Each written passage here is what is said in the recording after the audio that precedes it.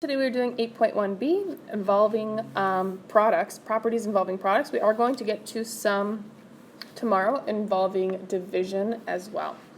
So, quick review of yesterday. If we have multiple x's and they're separated by multiplication symbols, this is really, if we make a little table, 4 x's here. Remember, exponent tells me how many times to write whatever is underneath the base. This is 3 x's. And this is 2 x's. So total, how many times did we multiply x? Well, we multiplied 4, 5, 6, 7, 8, 9 times x to the power of 9.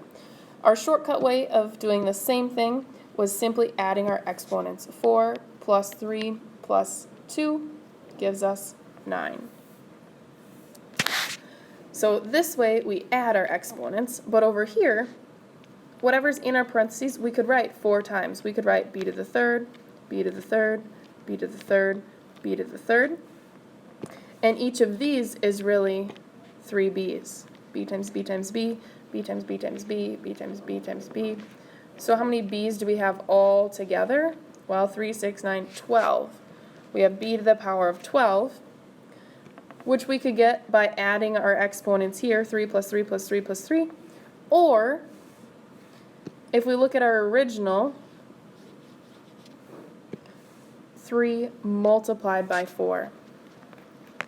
So our shortcut is to multiply if they're separated by parentheses. So if we know we're multiplying with parentheses, you can do that same process here. If there's no exponent on a letter or a number, it's really just a 1. There's one a there. So you could multiply and get a to the power of 2, and here, b to the power of, we're multiplying, 3 times 2 is 6. So that's our answer. If you did this the longer way, oopsies, meant to erase that, you would write whatever's in the parentheses 2 times, a b to the third, a b to the third, and we have 2 a's, so it becomes a squared. And how many b's do we have? This is really 3 b's, and this is 3 b's, so again, b to the 6th. You still get the same answer either way. All right, next. Each of these, the 4 and the y, are really an exponent of 1. So we really have 3 times 1 is 3, so we have negative 4 3 times. And we have y 3 times. If you wrote it out, we'd have negative 4 times y, negative 4 times y, and another negative 4 times y. So we'd have 1, 2, 3 negative 4's, and 1, 2, 3 y's. You still get the same answer. All right, let's look at a little bit more complex. I'm going to deal with this side first. You can write this out 4 times. 5x squared, 5x squared, 5x squared, 5x squared. And we have this 5 over here.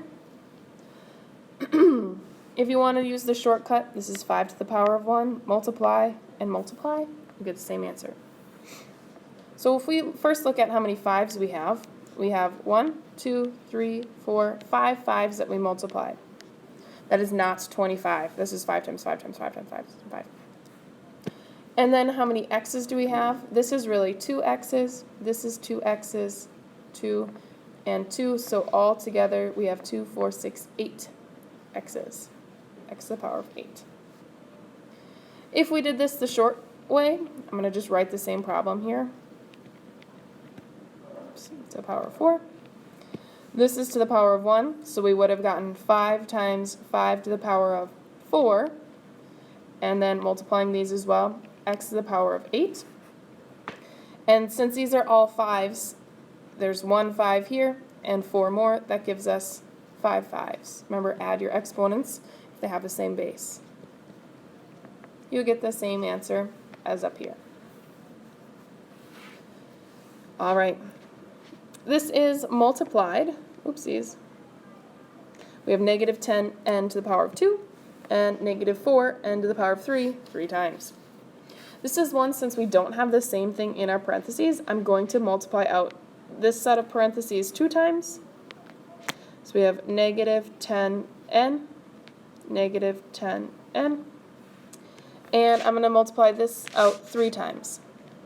Negative 4n to the third, negative 4n to the third, and one more time, negative 4n to the third. I just ran out of space. So in terms of our numbers, if we have two different numbers, we're going to end up just multiplying them out. You could write negative 10 2 times and negative 4 3 times, and then count up all of our n's. But we're going to end up multiplying this all out because they're not the same base. 10 and 4 are not the same. So our n's, we have 1n here, 1n here. We have 3 here, 3 here, and 3 here. We're adding our exponents. 3 plus 3 is 6, 7, 8, 9, 10, 11 n's. So if we multiply this out, negative 10 times negative 10 is a positive 100. Negative 4 multiplied 3 times, I know it's going to be negative because there's an odd number of negatives. 4 2 times is 16, times 4 again is 64.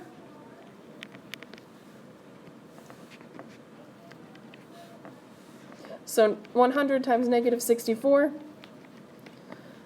you can use your calculator if you want, otherwise you're just adding 2 zeros. We have n to the power of 11 at the end. This one was a little bit more challenging because we have two different numbers. Alright, on the back side, you could write this out 4 times, or we can look at, hey, this is to the power of 1, this is to the power of 3, and this is to the power of 1. And since they're touching, we're multiplying our exponents. So we have 9 to the power of 4, m to the power of now 12, and n to the power of 4. If you wrote it out, we'd have 9m to the 3 times n, 9m to the third n, 9m to the third n, 9m to the third n. So how many 9's do we have? Well, 1, 2, 3, 4. How many m's do we have? Well, we have 3 here, 3 here, 3 here, and 3 here. 3, 6, 9, 12. And how many n's do we have? We have 1, 2, 3, 4. You still get the same answer. This way, it's just a little bit more visual. All right, let's take a look at the next one. Same process. Don't forget that this is really 1/8 there. It doesn't go with the x. This is all multiplication. So we can write this out 3 times, or you can multiply 8 to the third. X to the 3 times 2 is 6. Because we really have 3 groups of 2 and 3 groups of 5. Y to the 15th. If you wrote it out, we would have 8x squared y to the 5th, 8x squared y to the 5th, 8x squared y to the 5th. And we can count up our 8's. We have 1, 2, 3 8's, 8 to the third. Our x's, this is really 2 x's, 2 x's, and 2 x's, so that's x to the 6th. And then our y's, we have 5, 5, 5, 5, 10, 15 y's, y to the power of 15, because this is 5 here, 5 here, and 5 there. Same answer. All right, our last couple questions are finding the missing exponent. So I'm going to draw this out so we can see what we have. So here we have 4 x's. X to the power of 4 is 4 x's. And we need to get to 5 x's. Well, all they want to know is how many x's are we missing? We're only missing 1 x. Because 4 plus 1 more gives us 5. All right. Now, on this one, we have a parenthesis, so we know we're multiplying. 8 times what gives us 16? Well, some of you may know 8 times 2 is 16. But if you want to see visually, this is really 16 y's. 9, 10, 11, 13, 14, 15, 16. So they want to know how many groups of 8 y's do we need? 1, 2, 3, 4, 5, 6, 7, 8. So here's one group of 8.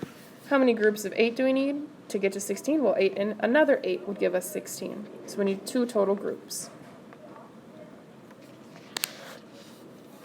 Last one is a little bit tricky as well. I'm going to write this one out. We need 8, and we need 15 z's.